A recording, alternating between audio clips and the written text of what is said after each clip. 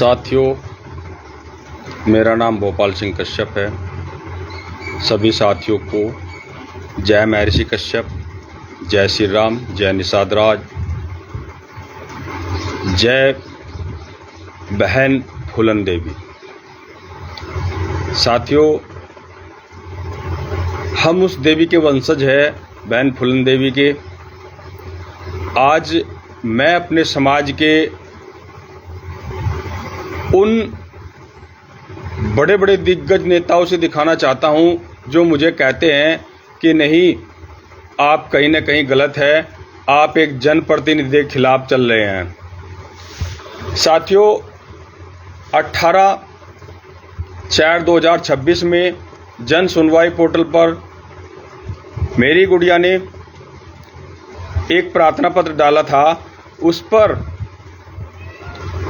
यहाँ के हल्का इंचार्ज ने झूठी रिपोर्ट प्रस्तुत की है। मैं तो साफ कहूँगा कि सीधा सीधा क्षेत्रीय विधायक के दबाव में झूठी रिपोर्ट को प्रेषित किया है, क्योंकि ना ही तो गांव में आज 27 तारीख हो चुके हैं, गांव में पुलिस आई है, ना ही कोई जांच हुई है। उसने अपने रूम से ही सब कुछ करके रिपोर्ट शासन को प्रस्तुत की है। उसने लिखा है कि इसमें कुछ लोग गलत दर्शाए गए और कुछ के नाम काट दिए गए। और साथियों, ये भी एक कड़वा सच है कि उसने ये भी कहा है कि गांव में कोई झगड़ा नहीं हुआ है। अगर गांव में कोई विवाद नहीं हुआ तो हम क्यों मारे मारे फिरते हैं अधिकारियों के, जब गांव में कोई विवाद नहीं हुआ। अगर गांव में कोई विवाद नहीं हुआ तो यहाँ के एसडीएम प्रशासन ने क्यों यहाँ पर निर्माण कार्य रुकवाया अगर कोई विवाद नहीं हुआ। इस लाइव के माध्यम से मैं पूछना चाहता हूँ साथियों कि विधायक किरत ने आज तो मेरे लिए क्या है कि मैं इनको नहीं जानता हूँ। अरे भाई विधायक जी, मुझे तो आप नहीं, मुझे तो जो पुराने जितने भी पार्टी में है, जसवंत सैनी जी, अब जो प्रदीप जी आए वो भी जानते हैं, उससे पहले शशि बाला पुंडीर भी जानती हैं। कौन नहीं जानता मुझे सब जानते हैं। आपने बहुत अच्छा किया कि आपने कहा कि मैं इनको नहीं जानता हूँ। आप तो भरी सभाओं में कहते थे कि हमारे मत्स्य प्रकोष्ठ के जिला अध्यक्ष भोपाल सिंह कश्यप जी अपने विचार रखेंगे ताकि समाज में एक जागृति आए। आज आप वो दिन भूल गए हैं जब आप एक एक वोट के लिए हमारे समाज की कहते थे, क्योंकि आज आप विधायक हैं। हर आदमी वो समय भूल जाता है जब गरीबी होती है।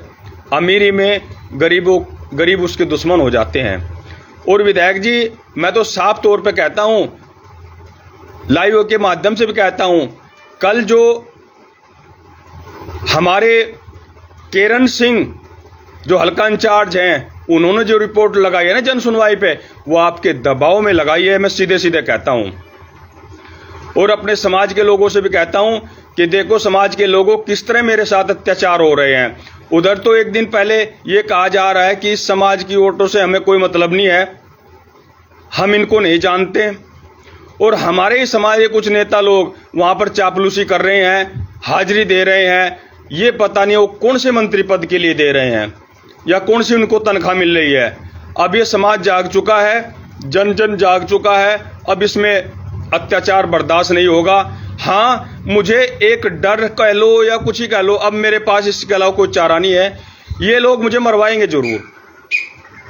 समाज के लोगों में आपसे स्पष्ट कहता हूं, ये लोग मुझे मरवाएंगे, क्योंकि जिनकी इस तरह नियत गिर गई हो कि एक हल्का इंचार्ज पे इतना दबाव बना करके उन्होंने कुछ नाम कटवाए और गलत रिपोर्ट प्रस्तुत की शासन को, तो इससे बड़ा और क्या होगा। जब हल्का इंचार्ज गांव में देखने नहीं आया, गांव में कोई पुलिस नहीं आई, तो इससे बड़ा दुर्भाग्य क्या होगा समाज का। क्योंकि यहाँ सीधी सीधी, मैंने कोई गलत नहीं कहा, सीधी सीधी क्षेत्रीय विधायक की चलती है। और मैं तो अपने सोशल मीडिया और अखबार वालों से भी साफ कहता हूँ, आपने बहुत अच्छा छापा है कम से कम मुझे ये तो पता लगा कि विधायक जी के अंदर मेरे दिल में क्या है। और इसी वजह से मैंने दोनों कटिंग नीचे लगाई हुई हैं। जिस भाई को ये कटिंग या ये चाहिए कि हाँ कैसे गलत रिपोर्ट लगाई है, वो मैं उनको प्रस्तुत कर दूंगा, क्योंकि मेरा मन इतना दुखी हुआ है। और आप ये सोचते हो कि मैं ऐसे ही कोई छोटे से गुर्दे का आदमी है, नहीं। जब तक दम है मैं लड़ूंगा, इंसाफ भी मिलेगा। मुझे शासन प्रशासन से पूरी उम्मीद है। कोई अगर एक आधा व्यक्ति अगर शासन प्रशासन में इस तरह का होता है घूसखोर, तो कोई बात नहीं है। मैं तो एक सीधी सीधी बात कहता हूँ, मैं भगवान पे और माता संतोषी पे विश्वास करता हूँ।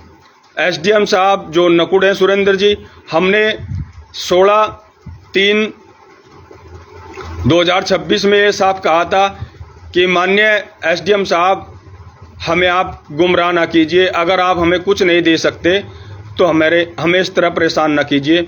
कहीं ना कहीं हम गरीब आदमी आपको बद्दुआएं देंगे अगर आप हमारे लिए कोई छल करेंगे। और फिर वही बात दोहराना चाहता हूँ, जो हमारे साथ इस तरह का छल करेगा, झूठी रिपोर्टें लगाएगा, तो हम उसे बद्दुआई देंगे। हम इसके अलावा और कर ही क्या सकते हैं। और ये भी सच है, मैं अपनी अंतरात्माओं से कहता हूँ किरण सिंह जी, कि जिस तरह आपने घूस खा करके रिपोर्ट लगाई है, भगवान आपको इसकी सजा जरूर देंगे। और ये आप मेरे फ़ोन नंबर और मेरी आवाज़ को रिकॉर्ड करके रखना, ताकि आपको समय याद आए कि हाँ, किसी भोपाल सिंह कश्यप ने क्या कहा था। आपको पैसा ही सब कुछ दिखता है ना, तो पैसा ही लीजिए भैया। जब भगवान जी देते हैं ना, लेते हैं, वो हिसाब बराबर करते हैं। और विधायक जी, बहुत अच्छी बात है, आपने सही लिखा समाज के लिए, क्योंकि ये समाज इसी लायक है। ये समाज इसी लायक है, इसी लायक है। ये समाज अपनी वोट की कीमत नहीं जानता। यही कारण है आज समाज पर जगह जगह अत्याचार हो रहे हैं।